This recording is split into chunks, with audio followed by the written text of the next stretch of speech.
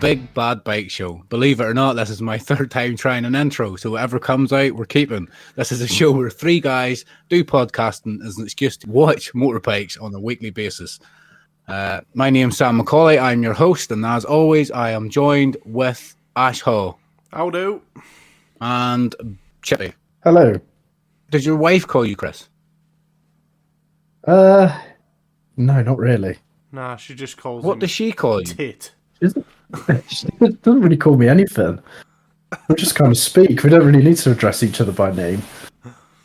She must call you something. She just calls you... don't tell me she calls you hubby. Oh, God. Oh, no. Don't really have much to go on about this week because there's not been much racing going on. We've been looking forward to MotoGP with the testing that's on. We're looking forward to British Superbikes with the testing that's on.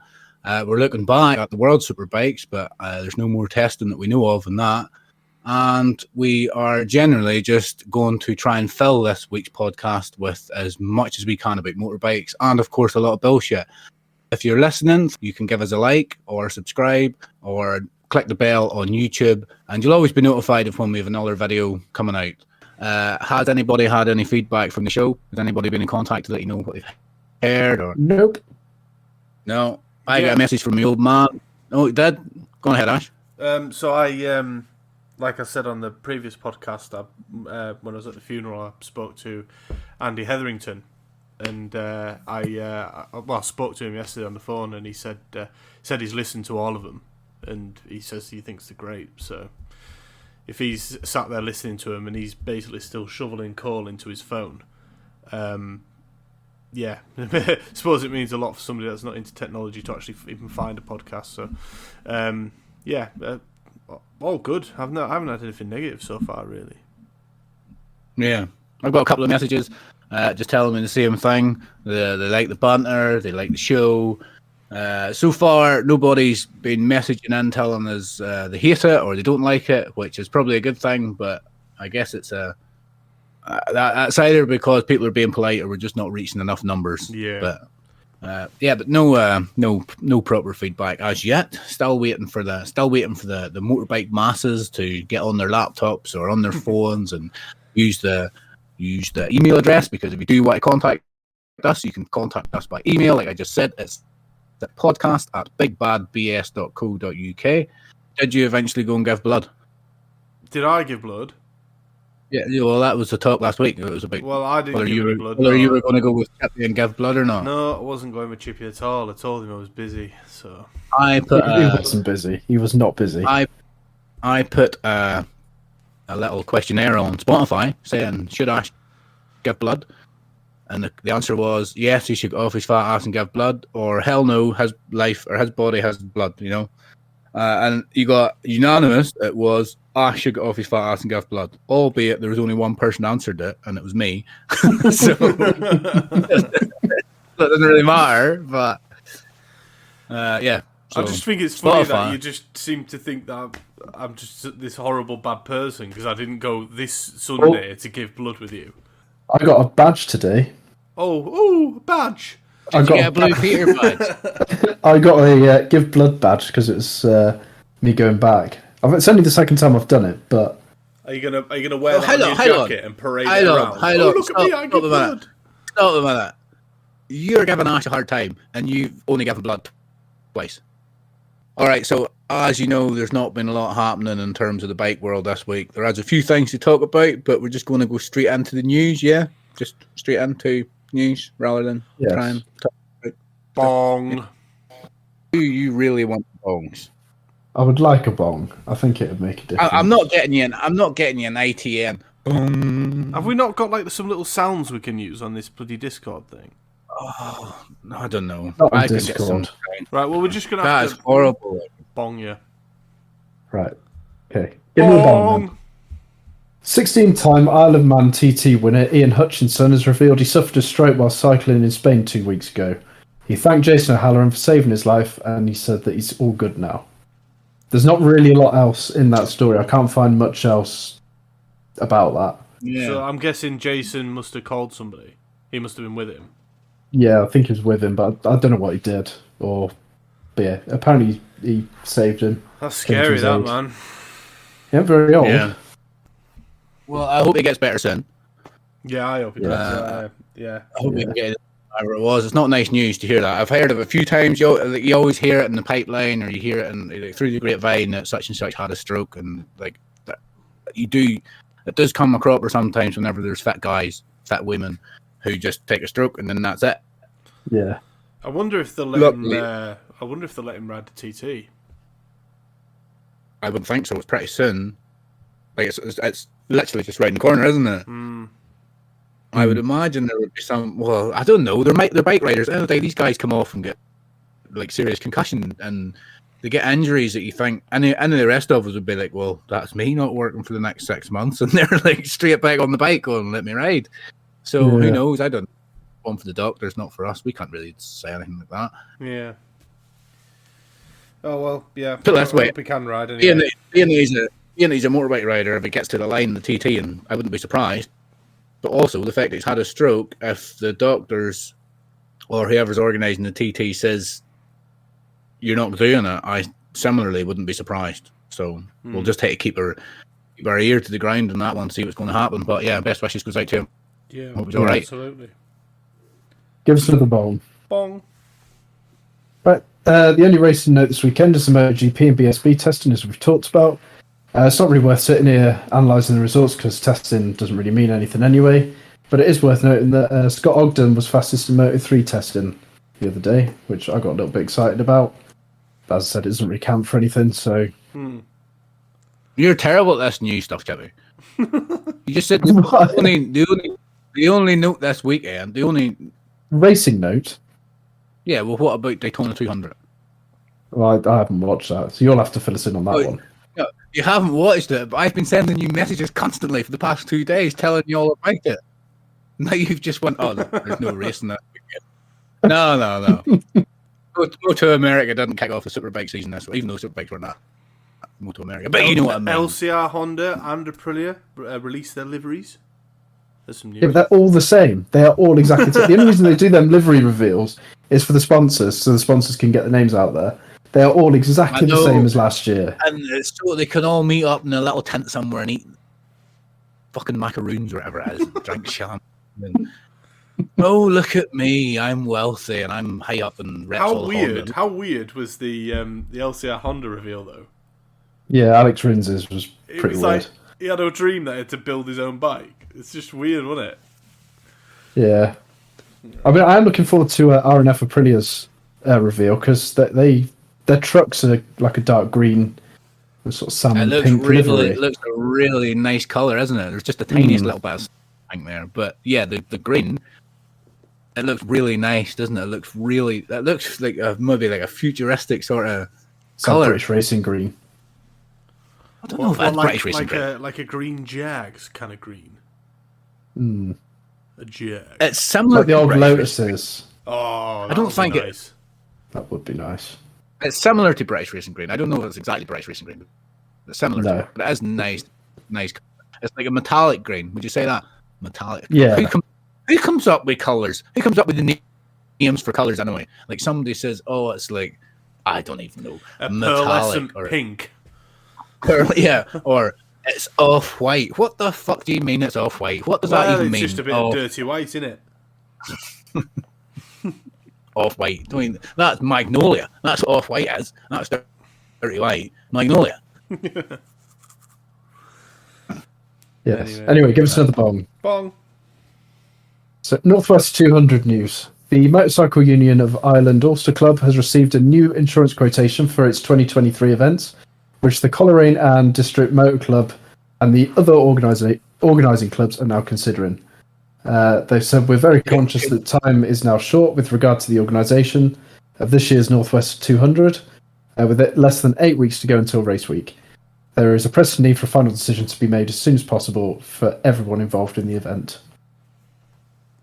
What was that? You said Coleraine? Coleraine? Is that how you say it? That's a bit of a guess. Coleraine.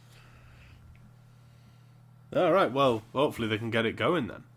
Well, hopefully it's yeah. They can get all this. I was speaking to a guy the other day just in passing, but I know his face. I see his face quite a lot, but I don't really speak to him very much. But I him the other day, and he had a Northwest 200 fleece on. Mm. So I made a beat for him. I was like, "You're right, big man. How's it going?" I started talking to him. I was like, "First of all, you like bikes? Happy days. Let's get your dicks out." And started talking to him about bikes, and then of course I dropped the podcast to him. Go if you want to laugh, go listen to our podcast and see how shite it is. Let's talk about that. But anyway, we got talking, and the way he described it, he's an Englishman. The way he described it to me was he just couldn't believe that he went over to Northern Ireland. He was in Portrush. He couldn't believe that he went to Portrush, and he had a whole week of like watching practice on the Tuesday, practice on the Thursday. There was other events going on and around the town as well throughout the week, and then ultimately watching the race on a Saturday, a full day's racing, and he never paid a penny. Obviously, he was paying for accommodation and stuff like that, but he never paid a penny for the actual event. Couldn't believe it. He was like, and obviously we were talking about the fact that the road racing's not going to go ahead this year, and it was just he was just highlighting the fact that he went over there, didn't pay a penny, and got to watch the racing. And it leads back to what we talked to a couple of weeks ago, the idea that should you pay for road racing, should you pay to go and watch road racing? But again, the fellow I was speaking to, he highlighted the fact that like the Northwest, for example, we'll use that as a prime example because we're talking about it. It's in Coleraine, it's in Port Stewart and Portrush, and there's a lot of people live within the race course. And not people that don't even live within the race course. There's a lot of other people that own apartments within the race course. And if you try and, like, for me, for example, I live outside the race course. Of course, I do live in England now, but even before I lived outside the race course, so if I was to go there for the day, first of all, I could argue I'm going to the seaside. You can't stop me from going to the seaside and eating chips and riding donkeys. Maybe got a go on it as well. But boom. You can't stop me from doing that and charge me like 50 quid or 40 quid or whatever when I'm just going to the seaside, regardless if I'm going to watch bikes or not. And then similarly to that, people actually live there. You can't charge somebody 50 quid or 40 quid. Oh, you need to pay 40 quid. Why? Because you live in the Northwest course. Well, that's not my fault, is it, mate? I just live here, you know? It's like, where's that line? Who do you charge? Who do you not charge? I know that's why you said it's not mandatory, but I don't know. Yeah, it's a very grey area. So Chippy's just put this message in the group chat of the wing that's on the back of Quattarara's bike, and it literally looks like somebody's got themselves like, you know, when someone got a Ford Fiesta and they bought like a freaking spoiler from like Halfords and just stuck it on with some tape. That is literally like a racer car. That's literally what it looks like. It's horrendous, isn't it? That is horrendous. I mean, That the looks ones horrible, on the, is that really going to help? I don't know, because it's pushed onto the rear wheel. I thought the whole point of all this aero on the front was to push the front wheel down to stop the wheelers. Well, clearly this is going to push it down at the back now, surely. Do you know what it reminds me of? It reminds me of one of the engineers in the garage has just thought, you know what? Maybe we could do this. And he's just stuck it on. Stuck it on there. And he's thinking, if this works, I'll be a genius. And Yamaha will promote me and give me a big pay rise. And if it doesn't work, who cares? Well, it's but like, it does look. The ones on the back of the Honda, they look okay. They look professional. But that just looks awful.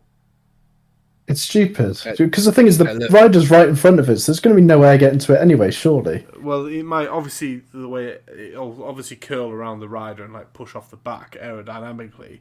But that's just going to feed it. How much of that's really going to feed through that hole and hit that fin? Nah. I think it looks stupid. I hope it doesn't work. But it just says to me that Yamaha have had a disappointing test and they're just getting desperate now. They're just trying anything. I think that is a sign of desperation. Probably. And then lastly, you've got written down there, like I mentioned before, I'm not going to sit here and find crap bits of news, so that's it for... You're the news guy. That's the attitude, Chippy. That's the attitude. It's not that I can't be bothered. That's all the main stuff. I could go and find loads of little stories that are boring, but what's the point? Let's just give everybody the main stuff and move on. Fair enough. Do you want me to talk briefly about Daytona 200? I can't go on about it a lot because I don't know much about it. I watched it, you know what I mean? But you showed I've never me a really few watched pictures, and it looked to me like Harley Davidson Electroglides, which is a big cruiser that they're racing. Yeah, well, they had so they got a few different categories on there. They got they got the hooligans race. Now, I'm just going to highlight. I don't know what ones.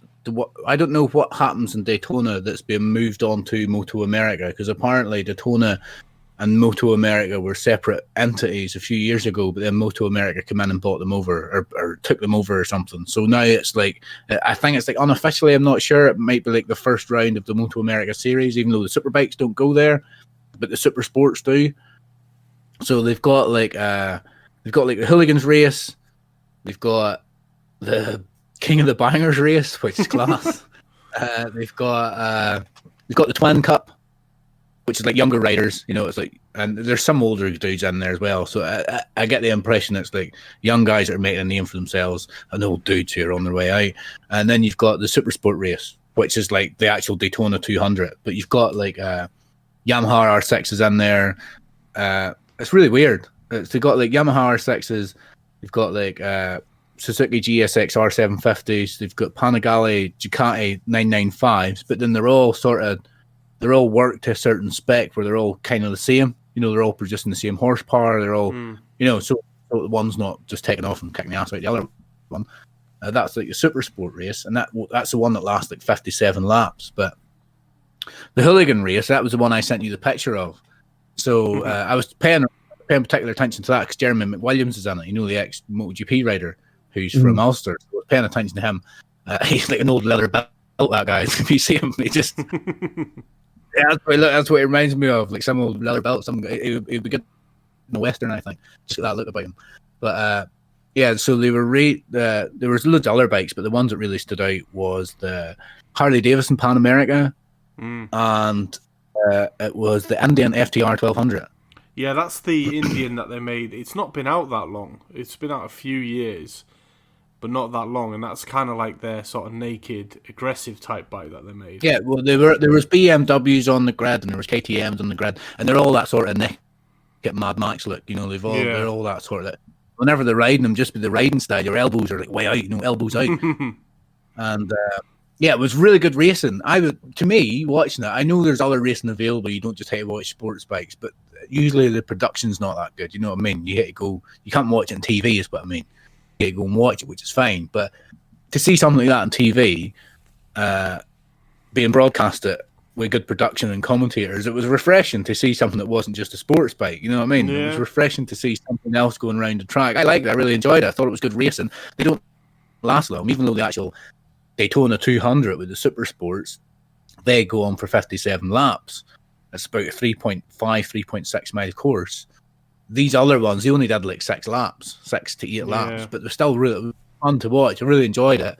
And then King of the Bangers, they were like, I only really picked out like one sort of bike in there. There was like, I don't even know exactly what it was, but it's like a Harley Davidson 1800, massive bike. Yeah, huge. That would have been an electric glide.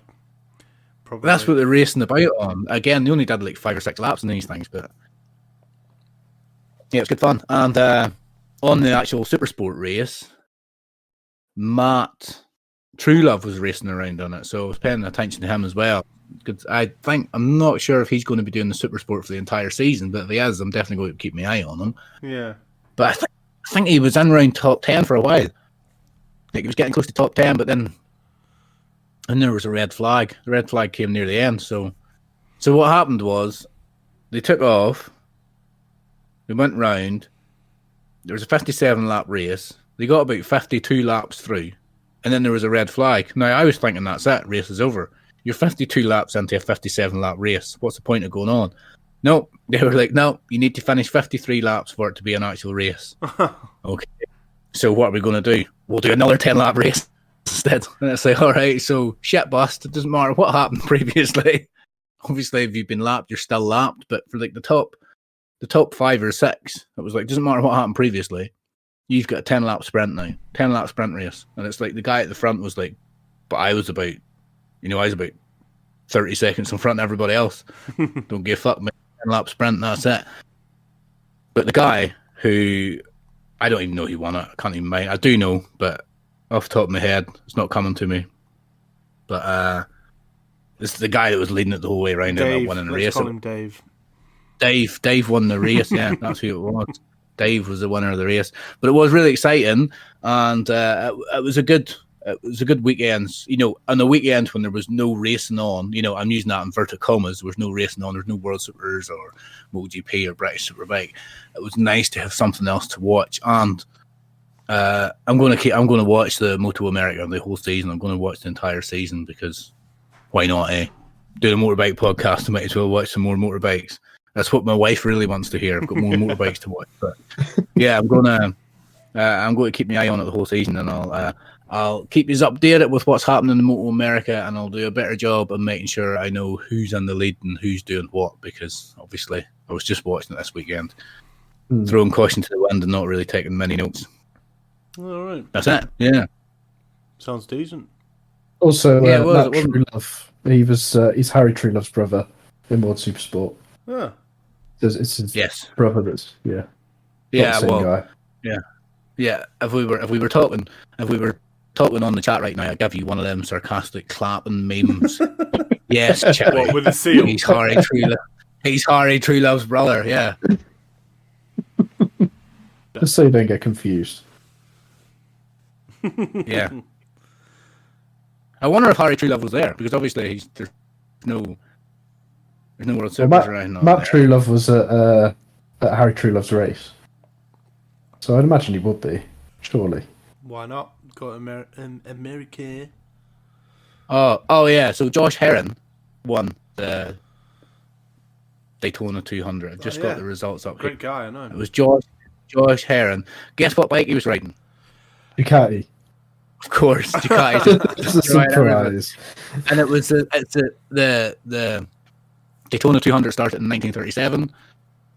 It's the 81st running of it. So if you do the math, you find out that there must have been a few years where it didn't happen. Probably the Second World War might have been a reason, or the pandemic. I'm not entirely sure. Anyway, in them 81 years, Ducati's only won it twice, and it just kind of highlights. It just kind of highlights where Ducati's at the minute. They're winning everything, aren't they? Yeah. And they're going to win the World Superbikes. They're going to win the MotoGP. It looks like it. They won the Daytona. They'll probably win the Moto America, and you'd be hard pressed to not back a Ducati rider in the British Superbikes as well. But let's see. Yes. Ducati's just destroying everything, aren't they? Ducati's are boring me to death. Yeah, but if it was the Honda and Marc Marquez, you would love it, wouldn't you? Yeah, I would. I'll tell you what, though, when obviously Johnny Ray was winning all them championships on the Kawasaki, they made them limit them by 500 revs. I think it's still limited as well. So why can't they do that to the Ducatis then? Well, they did, because that first year Bautista came into the World Superbikes, halfway through the season, they had to limit the Ducati. Ah, right. But it's still rapid. A lot of people credit that to the reason why Bautista didn't win the title. They're like, he didn't win the title because they had to limit, his revs or whatever, and that's why Johnny Ray could beat him. And it was like, it was also something to do with the fact that he kept falling off the second half of the season. And he wasn't very. But yeah, I don't know what happened. Ducati did have to limit their bikes, but I don't know. I don't know what's happened from that since. I don't know what's happening in MotoGP. Obviously, the thing is with MotoGP, it's the first time since 2007 they've won a championship. And you think how many Hondas won in that time and how many Yamahas won in that time. So to turn around after one championship win and go, you hit to limit your bike, it would be a bit cheeky, would it not? Nah. Mamma mia, I want to win it more than one. It's my Mario impression. That's coming out soon. Oh, Mario Day the other day, wasn't it? Does it? You know the way you got that May 4th and it's all like, oh, May the 4th be with you, Star Wars. Yeah. Fucking ball. Well, March the 10th, because it reads out MAR10, which is like Mario. Oh, right, got ya. March the 10th, Mario Day. I never knew that. Mario. And they've just opened up Nintendo World. That looks class, by the way. Yeah. That was really cool. And Chippy's sat there looking like a cam girl right now, laid on his bed, like, I don't know what you're talking about.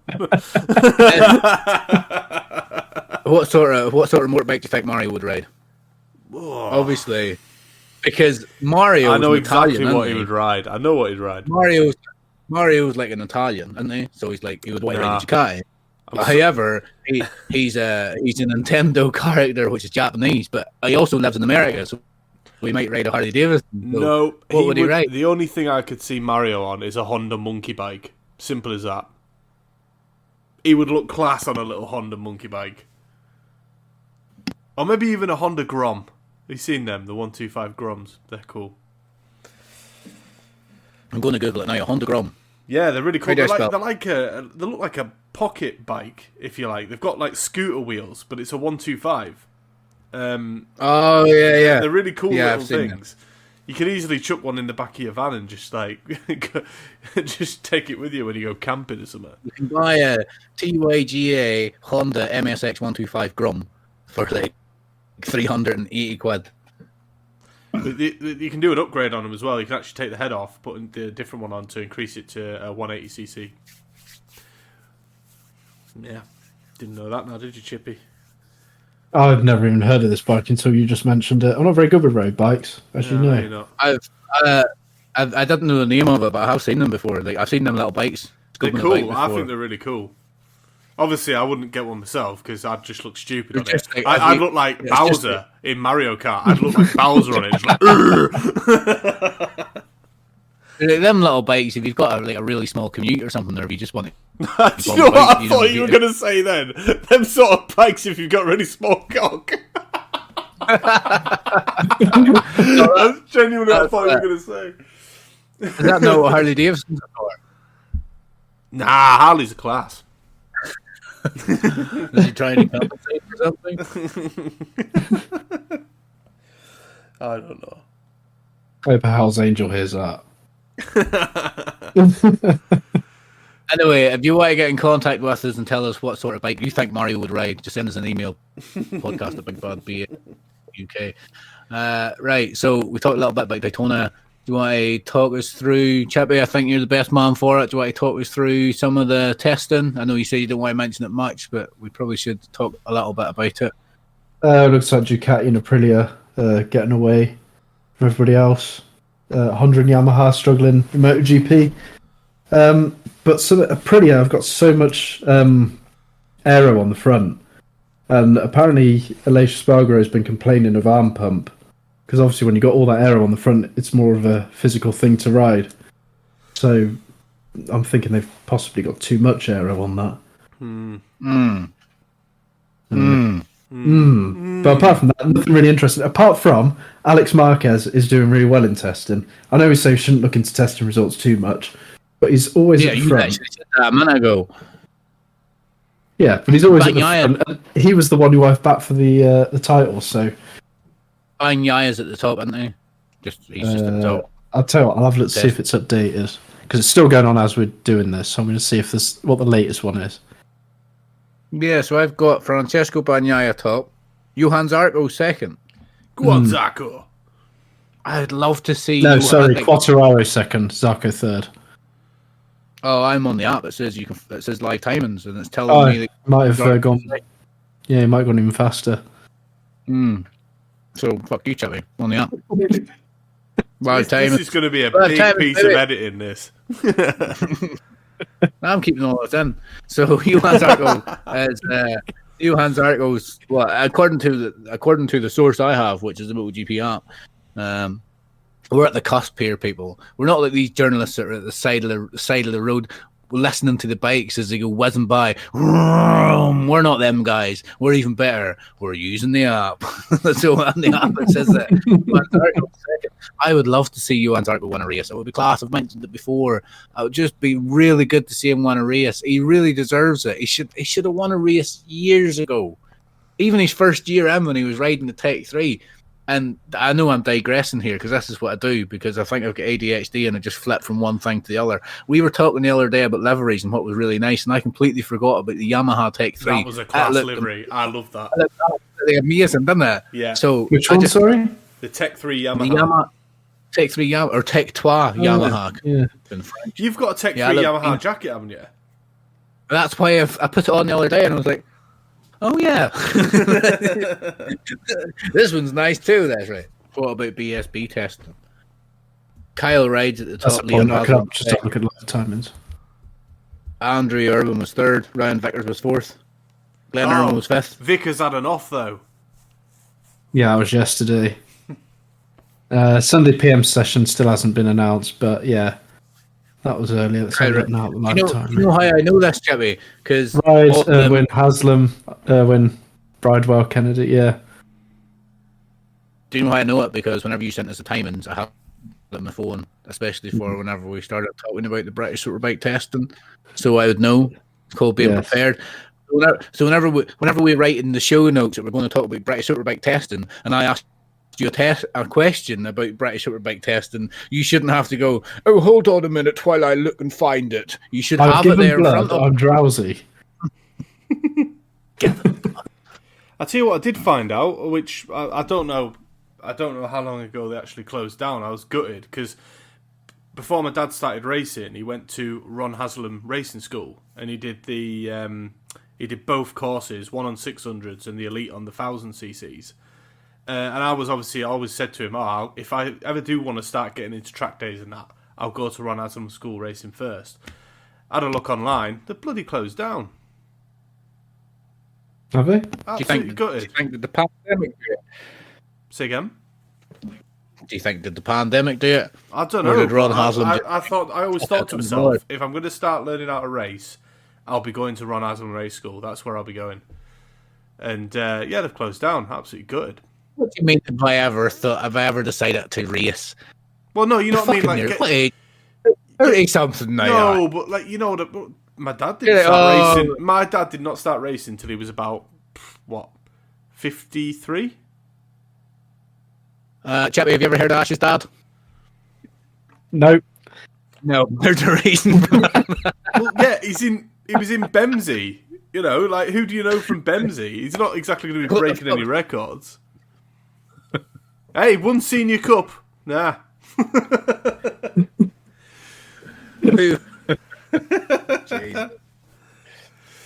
Well, just going back to the Haslams, Leon Haslam's testing this weekend on BMW, but he hasn't got a team for this year. He hasn't announced anything, but I think there's something in the pipeline. So I don't know if he will be in BSB or not, but he's testing on a BMW. Oh, well, he's going to do nothing then. maybe he's going to the TT. Maybe he's going to TT in a BMW. Maybe. I don't know. He must be doing something to be like testing. Why would BMW give him a ride around? Like, I know he's testing, but if he falls off and spirals that bike around and does like thousands of pounds worth of damage, and they're like, oh well, that's all right. You just doing it for fucking shits and giggles. He must be doing something. There must be something happening. Maybe there's like a contract in the pipeline, but they're just waiting for things to possibly. We gotta dot the we gotta cross the T's and dot the lowercase J's. Lowercase J's. That's a great moment, that is. It's when he glares at him. He just looks up, dot the lowercase J's. Chippy's like, what are you two talking about? Yeah, I've got no idea what the you only two are movie about. I've ever watched was fucking Pocahontas. I've never seen that either. No. Well, we'll let you mull it over. Right, so that's testing, BSB testing, MotoGP testing. What else have we got to talk about? Like we mentioned before, there's not much to talk about this week. It's just testing really, and Daytona 200 happened, and like it was. Well, the thing is, this is the only show which we're going to have to sort of find something to talk about because there's no racing on. Next weekend it'll be the build-up to the MotoGP, and then after that, season kicks off, and we'll have loads to talk about. Yeah, so next weekend we will have the build-up to talk about. Yeah. Right, so do you want Ash to give us his little piece where me and Ash are going to find out as to what bike I should get? I'm a little intrigued to see what Ash has created and to what bike he thinks I should go with. Yeah, but the way I've sort of put it together, it would be like because it's for like Chippy's. It's for Chippy as well because he's literally got nothing. I know you've passed your CBT and you've passed your theory, but Chippy, this guide would be good for Chippy getting. Well, I'll have a listen in. He's going to have a listen in then. Okay. Right. Well, you can ask questions. Yeah, you can ask questions involved throughout it. Yeah. Yeah. So I'll start then. Well, let's say this can be for anybody that's listening. could That might be. like maybe somebody listening to this show that just likes bike racing and might be thinking, "I want to do my test." Yeah. And if you are listening to it, pay attention. Hopefully, Ash is going to talk some sense. It'll be the first time. Be the first time. Hopefully, he's going to talk some sense. And by the end of it, I'll have an idea what bike I think I should get, even though I've got my own ideas of what bike I want. And if you're listening at home, you'll have an idea as well. And Chippy, maybe you might even be inspired to get off your fucking lazy ass and do a CBT or something. Anyway, crack on. I'm too busy at garden centres. Too busy at garden centre. I'll tell you what, once you pass your CBT, you can get yourself a Honda Grom because you've got the small willy, and then you can ride to the garden centre and have yourself a latte, can't you? I could do that, yeah.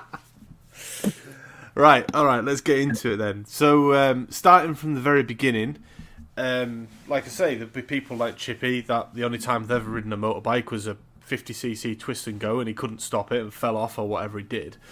So You still pass CBT doing that. Do you know what? The first CBT I ever did, there was a lass on it, and she failed. And she failed because she couldn't get the bike onto its centre stand. Yeah. And she failed. I spoke to a mate of mine that said he came off the T-junction, he took off from the T-junction, lost control and ran into a tree, and still passed. Well, maybe he was just being nice, or whoever the instructor was. Yeah, but the guy that passed him said, "Look, I know you made a mistake, but I can obviously see you know how to ride a bike, so I'll pass you." So, if you are looking at wanting to ride a bike and get on the road, I suppose it can be quite daunting where to start, such as like I say, Chippy, I haven't got a clue. So I've got a few things here which are all accurate from the DVLA. From the age of 16, you can ride a motorbike no higher than a 50cc engine. And from the age of 17, you can ride a motorbike no higher than a 125 engine with learner plates. So obviously we're all a bit older, but this is just what it's saying on DVLA as law. So even if you were like Sam, have you got learner plates on at the moment? I've got one on the back. Yeah, you're supposed to have one on the front as well. But yeah. So yeah, you have to have learner plates on. Doesn't matter what age you are. But that doesn't mean as at the age of 17 you can jump on a 125. You can't just jump straight onto one and do it.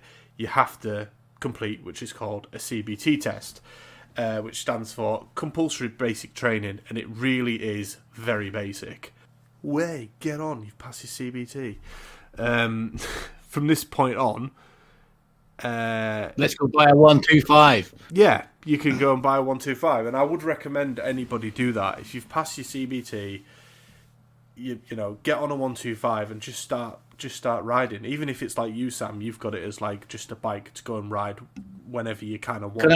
Can I just jump in there? So a few years ago. I'm going back about 4 or 5 years ago here, maybe even a little bit more. But I wanted to get a motorbike license. Yeah, went and done my CBT, but then I had this thing in my head where I was like, I don't want to waste money on a 125 because it's just a waste of money when I'm going to get a bigger bike eventually. But I didn't have anything to ride.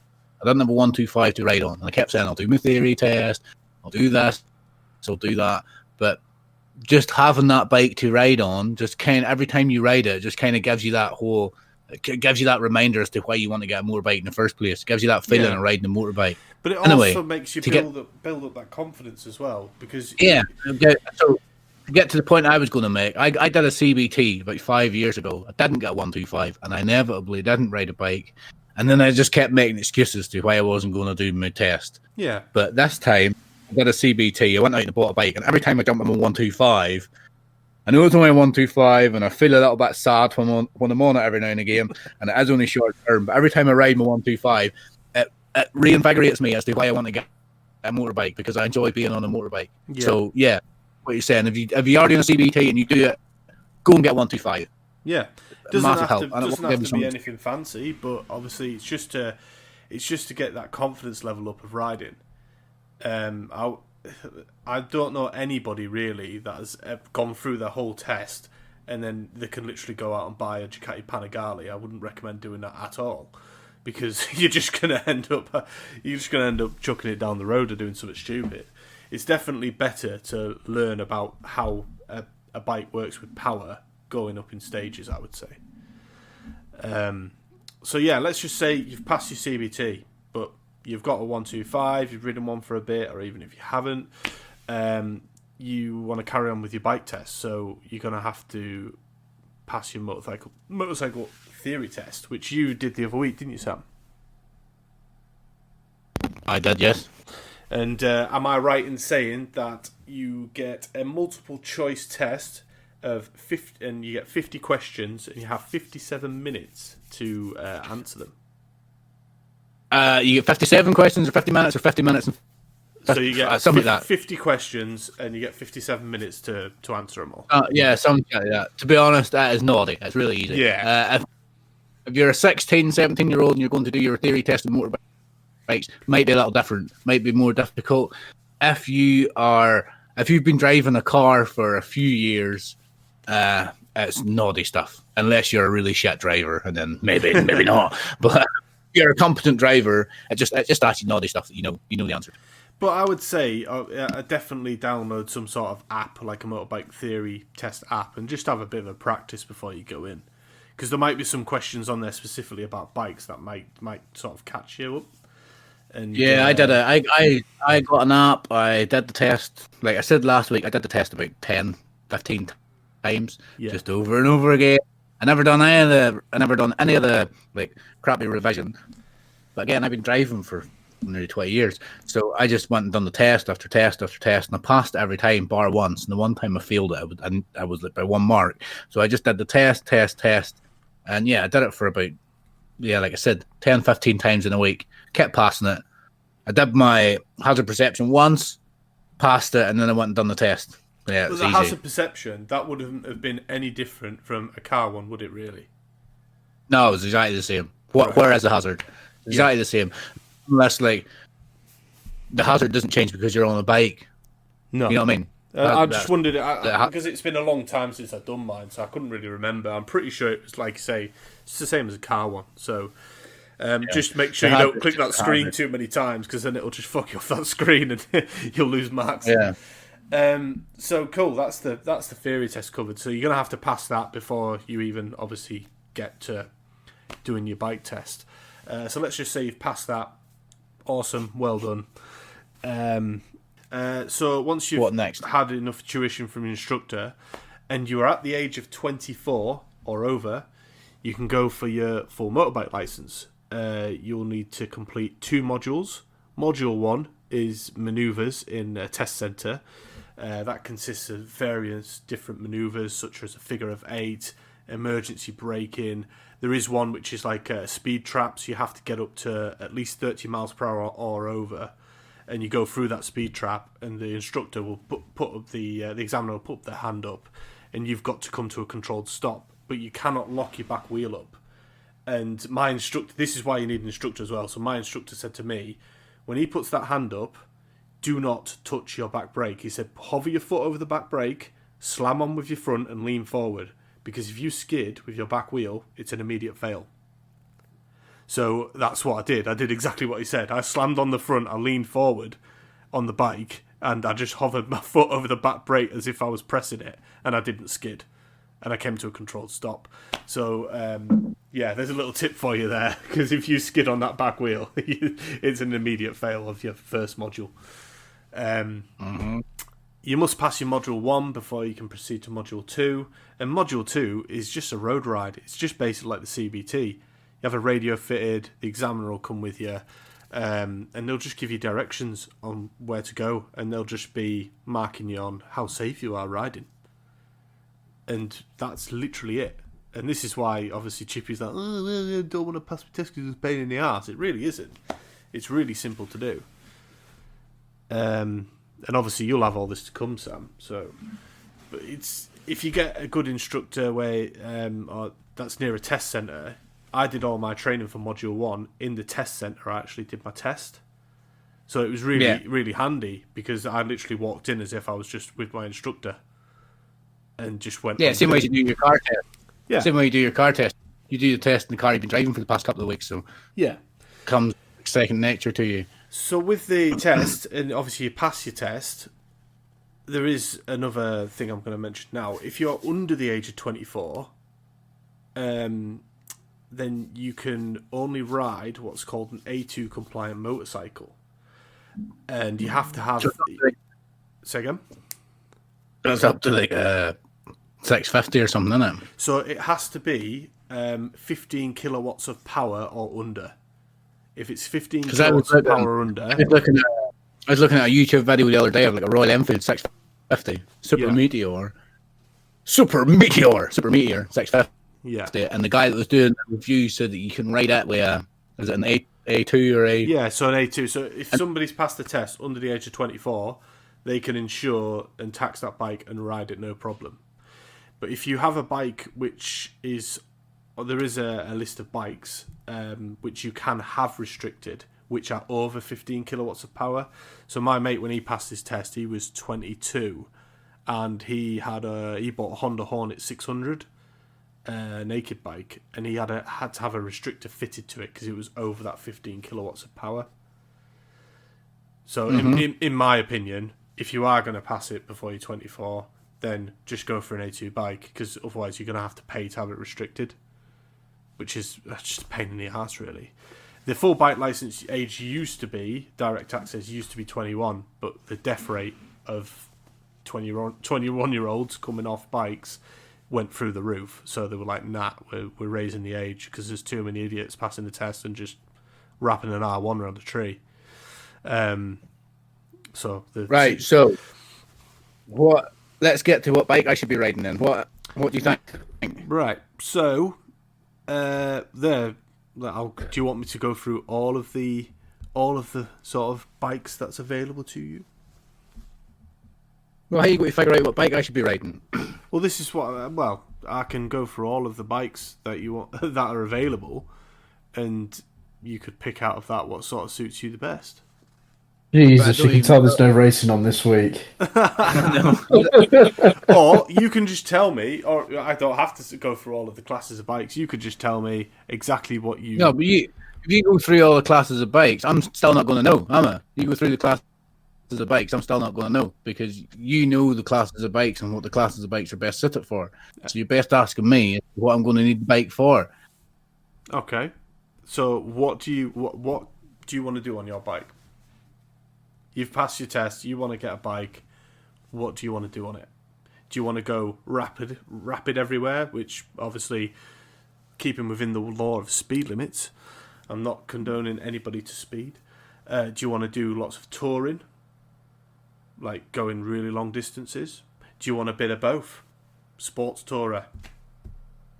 I'm like totally honestly, me personally, where I'm at, the idea of going fast is great. I love the idea of going fast. Okay. However, I can take it or I can leave it.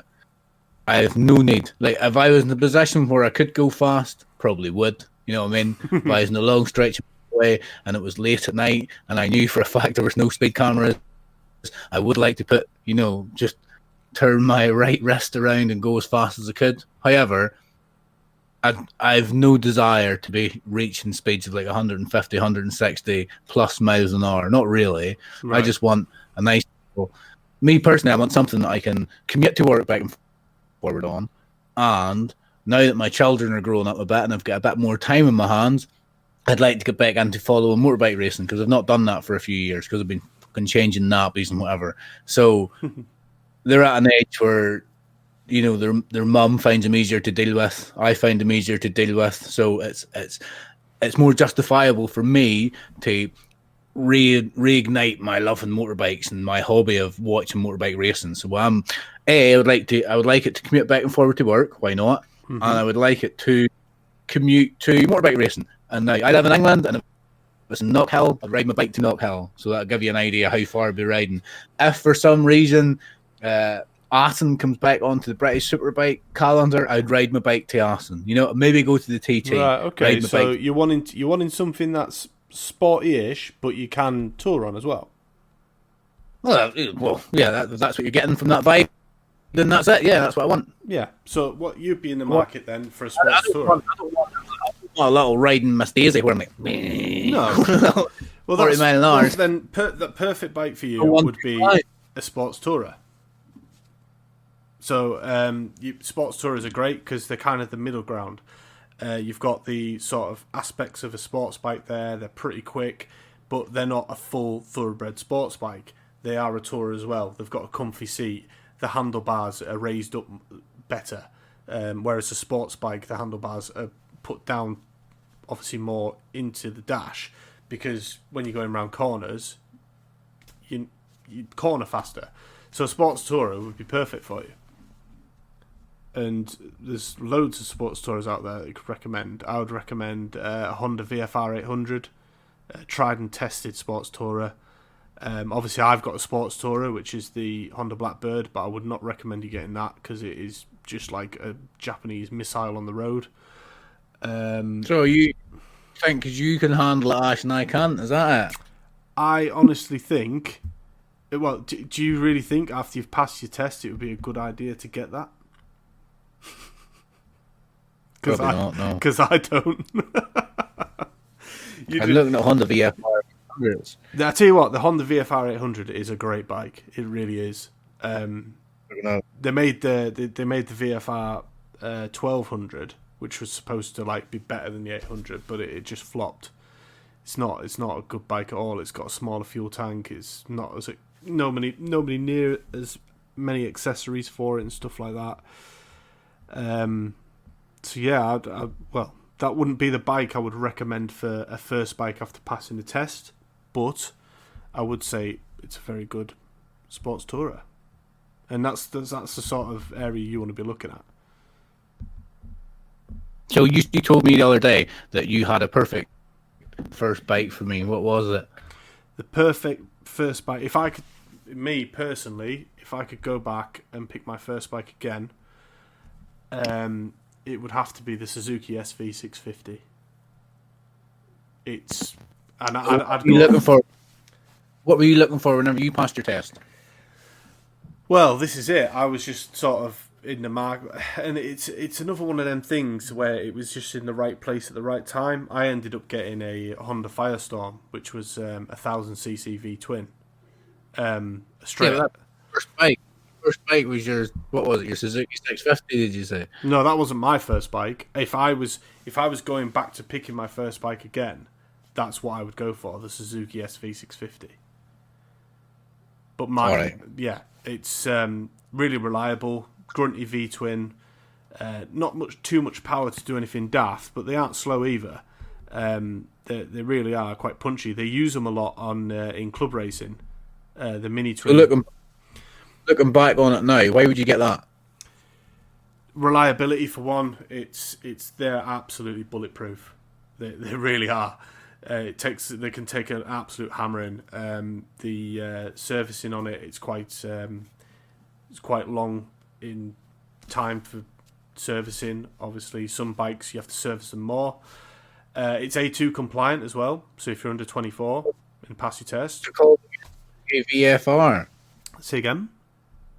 What did you call it again? Suzuki SV650. SV650. I'm going to Google it. And I would go for the 2007 model upwards. I like the fully faired one. The fully faired one is a really nice looking bike.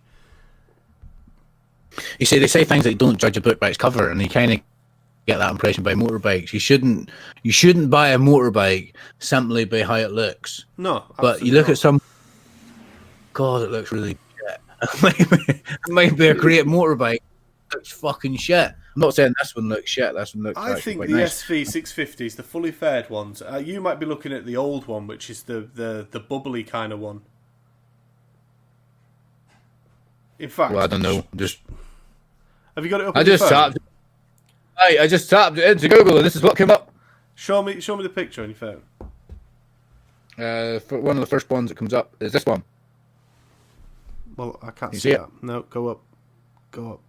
Yeah, so that one, but the fully faired. The fully faired looks a lot better. That's like That's just the half fared one. Slightly more naked, that one, isn't it? Yeah. Slightly more naked. Suzuki. I'm liking my boom arm, by the way. Just for the listeners out there, I've been very professional this week. I've bought myself a boom arm. It's like this little arm that comes over. Well, I'm sure you can use your imagination when I say boom arm. So it means that essentially my microphone is upside down rather than the right way up. So that's the fully fared one, which I think looks a lot better. I like these dudes that ride about in motorbikes. It's got big boxes on the side and fucking boxes in the back, and you can put loads of things in. They're touring bikes. A lot of clutter. Yeah, I carry a lot of clutter. Me, I cannot leave the house without having loads of shit in my pocket. I'm always got loads of shit with me. I like to be prepared for any situation. And if I'm riding, say for example, I'm going to Knock Hill, I'm most likely going to be staying in the tent because I'm too tight to stay in a hotel. Yeah. And you want to be close to the action. I'm going to need some room for tentage. Plus, you want a few cans of baked beans in there as well in case you get hungry along the way. Crack up some baked beans and eat them fuckers. Well, then now you're going into more of the touring side of it. So before it was like, oh, well, I'm getting back into the racing. I love the sports bikes, but I also want something I can travel on. That's your sports tourer. So what you're talking about now is a touring bike. And for a first one of them, I would recommend either the BMW GS 800 or the Triumph Tiger 800. Great bikes. Well, we talked about the Tiger last week, didn't we? Because I saw the Tiger 1200. No, obviously they do an 800 version. Yeah, and they're obviously not as quick as the 1200, nowhere near. But for doing touring, absolutely great bikes. That's what I would recommend on. If I was getting myself a touring bike, like a pure touring bike, and it's not even actually classed as a touring bike, it's classed as a dual sport, I would go for the BMW GS 1250 because there's nothing better really. Pictures of the BMW GS 800. You finding it? Well, I'm just looking at pictures of it. Yeah. Yeah. Yeah, it looks alright. It looks nice. Yeah, that's the sort of I want. Well, it's a touring bike you want them, not a sports tourer. So there you go. Something like that. Look, hold on. Let me see what I put down for touring bikes, which I would recommend because I've got it on a list here. Just gives a little essence of maturity. Old man mature, and let's be honest, I'm a fucking old man in a younger man's skin. I know I'm an old man. Little kids come around and they're like, "Can you come out to play?" And I'm like, "Oh God, just fuck." I cannot do with other people's kids. I'm definitely a Victor Meldrew. Just cannot be doing it. It's like I've got so much love. I've got so much love, and my kids take all of it. And there's a little bit left for my wife. My kids and my wife take all of it. All you other little bastards can just fuck off. Just fucking leave me alone. Man, I need an old man, mature, boring bike. But then these bikes that I'm recommending, this is obviously like, you're going to pay a lot of money for one of them bikes. Oh, don't tell me that, Jesus! If you're wanting something, which is obviously reasonably priced, got budget into it yet? How much is that going to cost? What for a GS 800? Second hand, let's say. Second hand. GS 800 second hand.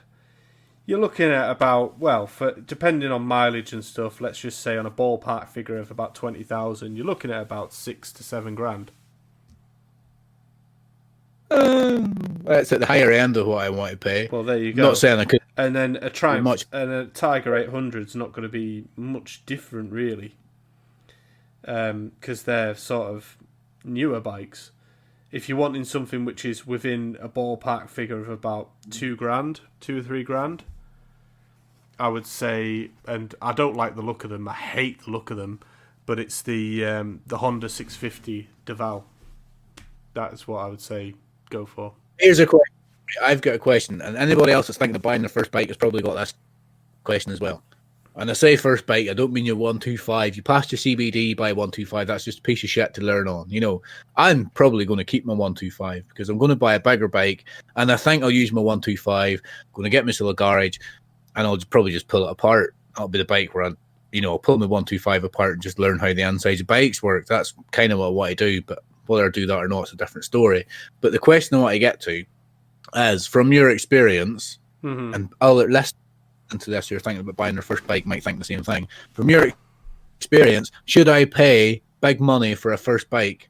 Like, am I going to get that bike? Like, let's say, for example, like you've already said, don't buy the Tiger 1200 or you said don't buy a Blackbird because it's maybe a bit much. I think it's just a bit too heavy. Well, very heavy and very powerful. Right. How to ride first. So, how much do you think I should spend on my first bike? Because realistically, I've listened to other podcasts, I've talked to other people, I'm talking to you as well about it, and you've mentioned it like previously. And the impression I get is my first bike, I'm going to grow out of it. I'm going to buy my first bike, I'm going to grow out of it, and then I'm going to learn actually from riding that bike and seeing other people's bikes and getting into like a habitual process of how I use my bike. I'm going to learn, and I'm going to think, actually, I want this bike, I want that bike.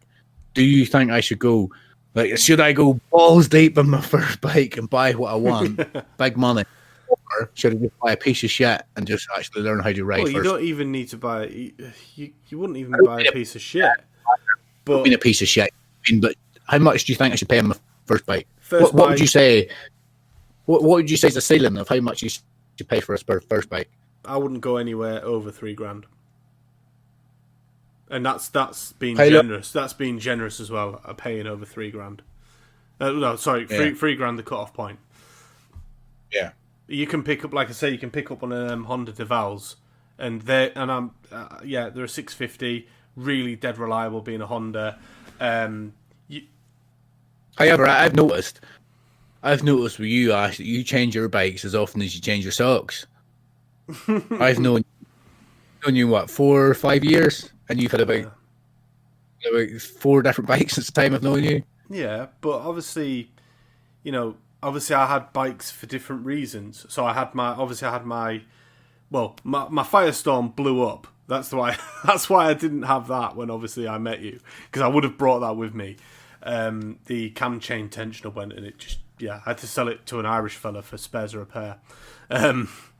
But the bike obviously I had when I seen you, that was the Kawasaki Ninja 400. Yeah, you bought that. We were living in Cyprus at the time, a tiny island. Don't need anything massive. It was a great bike. I loved it. But for Cyprus, for the UK, nah, not for me. And then obviously, that's great. You had a Kawasaki 400, which stood where you were at the time. You moved back to the UK, said that it wasn't you, and you bought a Honda 300. Yeah, but that was a different type of bike. That was a dual sport. So that was I had planned with my dad and his mate Andy, we were going to do what's called the Trans-European Trail. And we were going to be going... Andy? No, it's not Andy Hetherington. You've said it now. I didn't say that one. No, so we were going to do the Trans-European Trail, which is a load of green lanes set up across Europe, which you can ride legally off-road. So I bought the dual sport for that. Did you do any of that? No, I didn't. I didn't get a chance to, because I ended up having to. I ended up having to sell it for reasons which you obviously know about. So I ended up selling it, but I did do some off-roading on it, and do you know what? It was class. What a bike! I do miss it, but then obviously, like I said to you, I sold the 300, and I thought, right, I haven't got a bike now. And I've always loved, and I know you call it an old man's bike, but I've always loved the Blackbird. Always loved it. Just you described it to me as an old man's bike. How did I describe it as an old man's bike? And you said to me when you bought it was, you said to me, I've bought a Honda Blackbird. It's an old man's bike, but I want one. I said most people call it an old man's bike. Well, then, if most people call it an old man's bike, I thought I might as well jump in the bandwagon and an old man's bike. But I wanted something which was sporty-ish, but I could also tour on as well. So that's why I got that. It's a sports tourer. I predict that in about 18 months' time you'll have a different bike. Nah. It's going from your track record. Hold on, 18 months? Yeah. Do you know what? If I can afford it, I will keep the Blackbird and I will get something else.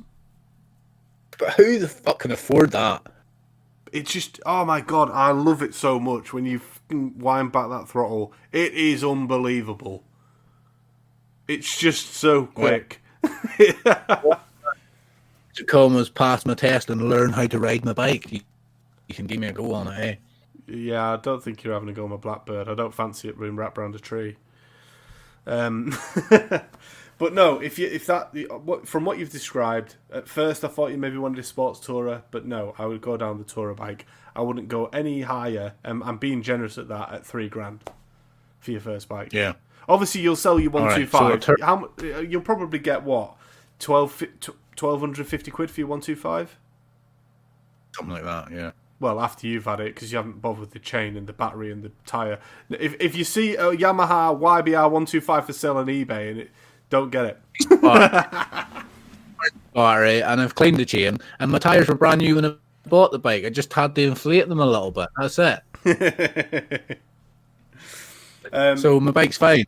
Yeah, so once you've sold that and put like another sort of like $2,000 towards it, yeah, I'd start looking for a touring bike.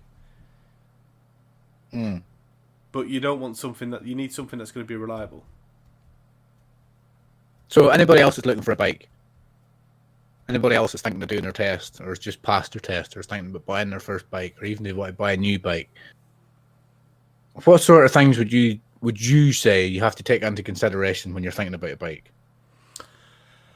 Obviously, price. We've just been discussing price. You need to have something within your price range. You need to be looking at the manufacturer. If you're looking at your first bike and it's a freaking a Ducati 996, oh my god, where has that come from? Sorry, everybody. Sam's on the camera right now showing us his belly. Jesus Christ! When I seen him, he was ripped. I wouldn't say I was ripped. And you guys call me fat. Have you seen that, Chippy? No, you are like 4 times fatter than that. Nah, not having it. Hang on. I can get my belly out now. Ah. Jesus. Step back. Can't fit on the camera. Yeah, look. That's Your wide angle lens. Bloody Sam's. No, your belly doesn't look as big because everything else around you is much fatter too. Or it's just more... No, it's because I'm not caning the Guinness anymore. That's what it is. I am literally killing Guinness all the time. Because I've stopped drinking. Yeah, okay. Yeah, so price, you want to be looking at the mileage of the bike. I would say I wouldn't go any higher really than around 30 to 40,000, depending on the manufacturer. If it's a Honda, you can't go wrong with a Honda. But I've always said, if you're going to get a bike, go Japanese. Are you taking notes here, Chippy? Do you know what? I switched off at the start of all this. This is the most boring episode we've done. I'm surprised you didn't fall asleep, actually. Oh, this is the most boring episode that we've done. I'll be amazed if anyone's still listening to this. Yeah. Because I ain't listening back to this episode. And if I do, I'm skipping past all this crap because it is going on. But this is relevant to you. Oh, I can't wait for the racing season to start. To actually have something to talk about. We are talking about something. No, but I mean something interesting that people actually want to listen to. Because this is crap. Well, we did say it's the big bad BS. There is going to be some bullshit in it. You know. We really are bad this week. Last week's was brilliant. This week's, oh my god. Well, you could have gone. Where's Sam gone? I don't know. No, not really. Gone for a pesh. Or going to get some more Guinness. Yeah, probably. Every time I look up, he's pouring another Guinness. Well, he is Irish. Are you allowed to say that? True. We have. He did an impression of an Italian. I'm pretty sure that was pretty racist. Oh, he's coming back. Here we go. The funny thing is, Chippy, he'll get to listen to all that in the edit and he'll start laughing about it. I had to pee. Oh, Chippy, you've been very quiet throughout all this. What are you thinking? Yeah. Oh, I'm loving this episode. It's so boring. Are you going to get a bike? I might do at some point. I keep having dreams about it, actually. More or less every night I have a dream I've got a bike. Well, then, bike, that's what you need, a bike. I'm being honest. Honestly. I had reservations. Well, I've always wanted a motorbike, right? So, just digressing a little bit. I said to try and explain why I don't have a motorbike and why I've put it off for so long. I wanted a bike when I was in my teenage years, but then life gets in the way. You want a car when you're 17. And then once that happens, you've got transport and then there's finances because basically you're paying for your bloody car. You can't afford a bike anymore. Anyway, whenever I was in my early 20s, I disappeared. I went traveling. I spent about 5 years. Every penny I made was just going to facilitate my next journey, which took me around the world. And then once I finished that, but during my travels, I'd met the woman of my dreams, and then I finished traveling, and then every penny I had went towards getting married. And then not long after I got married, I found out I was going to be a dad, and I couldn't justify paying almost £1,000 for a test, lessons, and then buying a bike, insurance, and all this adds up. You're talking about £4,000, £5,000, £6,000, and meanwhile, there's a little baby coming, or you've just had a baby, and you're buying nappies, and you're buying, X, Y, and Z. And then I get to the stage where I'm in my mid-30s, and I had this feeling where, like, do I want to be a 35-year-old man riding about in a 125 with L plates on? But if you're not a 35-year-old man with L plates, you're a 36-year-old man, then you're a 37-year-old man. And then, you know what I mean? It gets a little older and older and older. And eventually I was pulling my finger out my ass and learned to ride a bike. And like I said before, I did the CBT a few years ago, but because I didn't have a bike, I just didn't. I don't know why. There was other reasons, laziness probably. But having the bike and riding on my bike and actually having the bike, every time I get in my little crappy 125, it kind of reignites as to why I want a motorbike. And it kind of pushes me on. You know what I mean? So what I'm alluding to and what I'm getting to, because I do talk a lot of shite, I understand that, but what I'm getting to is basically, Chippy, like a motorbike. If you're having dreams, if you're fucking dreaming about owning a bike and riding motorbikes, probably because you want to have a motorbike. Yeah, so literally every night now I'm having a dream that I've got a motorbike and I'm just riding about. Not allowed. That's the thing. It's not because I'm not allowed at all. You aren't allowed. She would not let you have a bike. She would. Do you know what? She would not. She wouldn't have a choice. I'll just get it. She wouldn't have a choice. Do you know what? He acts like the Billy B choice. Oh my god. He acts like the Billy B bollocks. I do what I want me. Chippy, did you notice that Ash has just cracked open a beer? I do actually, yeah, considering Mr. I don't drink anymore. Well, like I say, this has been in my fridge since Christmas. I can't believe you're having a beer. Golden sheep. I Yorkshire's finest golden sheep. Mighty, I hate Yorkshire so much. From God. Made in Massam. Oh. God, this is the worst episode we've ever done. This is the lowest point of our podcast. Well, next week we've got the MotoGP to look forward to. Yes. So next week we're going to look forward to the MotoGP. I know we've talked a load of bollocks in this episode, and you might be listening to it thinking, "What the fuck are they going on about? Why are they telling me how to pass a motorbike lesson or test when I've passed my test 20 years ago?" But there might be young lasses out there that haven't. I know we're talking a load of shite, but I'm half pissed because I've had a few beers, and we need something to talk about. Because, like I said, there's not a lot of racing on this weekend, and there's not a lot of racing on next weekend. But next weekend, the following weekend after that, we've got the MotoGP. So next week, we're going to have a big build-up. What should we do? Should we try and do something like extra special for the fact that the MotoGP? Oh, will we redo predictions? We've already done that, haven't we? But will we redo predictions? Will we redo them? Nah, I can't redo them. I'm quite happy with mine. I don't mean redo them. I mean reiterate. Unless I can have Bastianini again. I mean, reiterate our predictions. That's the word I was looking for. Reiterate predictions. And the two of the ones I wanted, I couldn't have. So yeah, you thought Anna Carrasco's going to win Moto3? Yeah, she is. I'll tell you what, I'll have a bet with you, Ash. If she gets a point this year, all she has to do is get a point. I'll do my CBT and get a bike. If she doesn't, then you have to give blood. Ash, take that. Take All that. she's got to do is score a point. Take 15th, she's got to finish No. once. Going to score a point. There will be a race where it rains and everybody will crash, and there'll only be about 14 people finish. And the Vanna Carrasco finishes in them 14. She'll get a point, and Chippy will have to do his CBT, and he'll have to. He didn't just say do a CBT. He said he'll do a CBT and he'll get a bike. Take that. Take that. Go on, bet. Ash. Take it. Nah. Oh, wow, the offer was there. I'll take it. I'll take that bet. No. It's to Ash, this is. Right, It just go on shows then. how scared he is of giving Go on. blood. Right, tell me what it was again. So if Right. Anna Krasko Not wins even a less. point, Oh, great. if she If wins, she scores 1 point the whole season, yeah, right, I'll do my CBT and get a bike. If she doesn't, you have to give blood. but we can't shake on it. Well, no, but we can say this is a handshake. Obviously, can't do it over the Yeah, camera. but I but don't want you backing out. Like, We've- I won't back No, out. We've got verbal. This is like verbal proof. We've got it. right, cool. Yeah, I'll do it.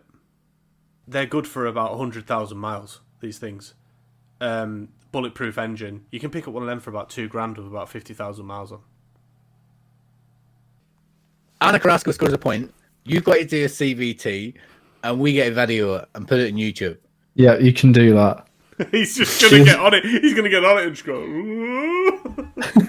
I swear to God, I am going to buy a GoPro. I'm going to put it in my helmet, and I'm going to ask the instructor if I can follow you around. If I can follow you in your CVT. You don't Or need to what ask she- him. You don't need to ask him. You can just turn up and just sit and wait. So, Anyway, the Who Am I? Yeah, right. So last week's Who Am I? Who did it last week? I Was did it last was week. and it was really, really hard.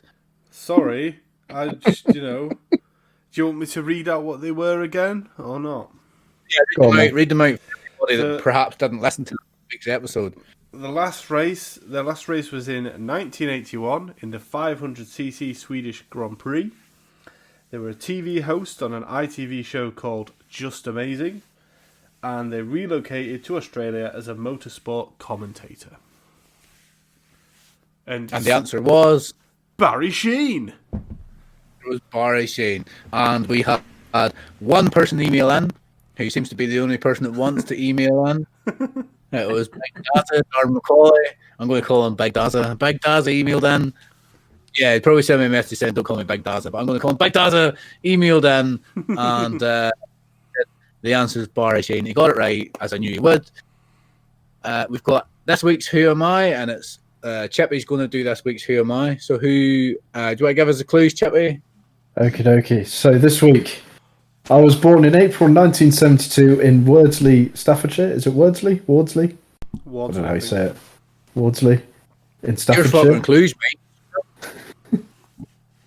I became the first person to lap the Island Man mountain course at over 100 mile an hour on an electric motorcycle. Oh. And the last clue is I now manage a team that's competed in the BSB paddock and roads.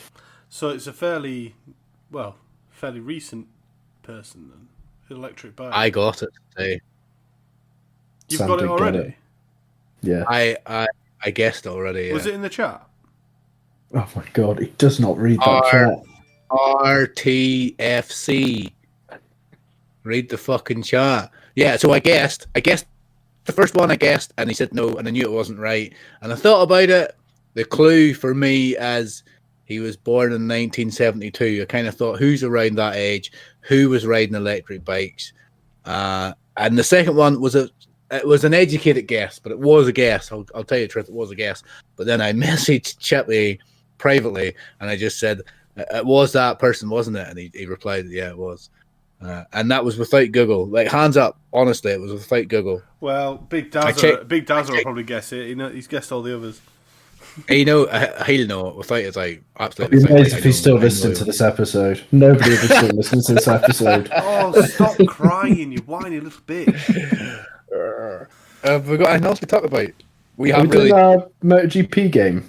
70. Right, so let's just, for anybody that is still listening, first There of all, isn't anybody listening.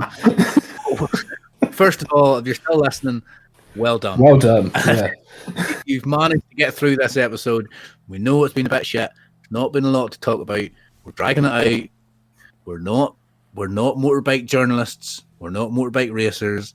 We're trying our best to full of bullshit. Anyway, 3 of us that during the MotoGP season we could play MotoGP 22 or 23, depending on what's out. Anyway, it's an Xbox. I'm gonna have to buy PlayStation. Game Pass, aren't I? Have you not got it? No, I only get it when it's £1. I don't buy it for $10.99. So fucking tight.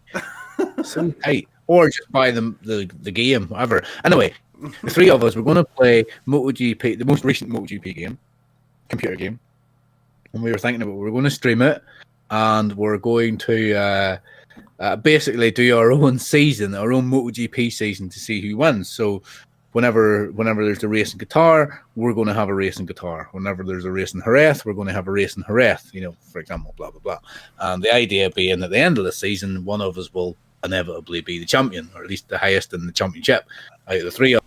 Until then, if you want to get in contact with us, if you want to send us any feedback, if you want to ask us any questions, if you want to give us any ideas for the show, have you been listening to it and thinking, do you know what I think would be good for that show? Do you know what I think these 3 guys should do? Get in contact. It's podcast@bigbadbs.co.uk. Get an email saying you guys should just shut the fuck up and stop doing the podcast. We probably will after this episode. Yeah. If you want to send that in an email, I will reply to you telling you why I don't give a fuck what you have to say. And there's the Big Bad Bike Show on YouTube. There's Twitter, which is all one word, Big Bad BS. Instagram, the Big Bad Bike Show, hyphenate between every word. And on Facebook, it's just the Big Bad Bike Show. You can follow myself on Twitter. It's @SoberGasano. Sober as in don't drink anymore, even though that's not true. Up North Biker on Instagram.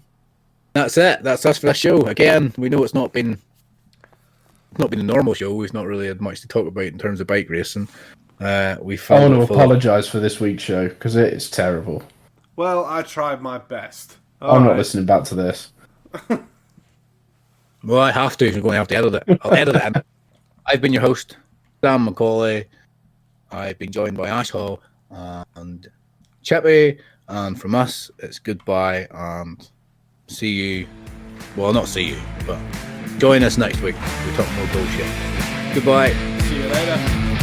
Bye.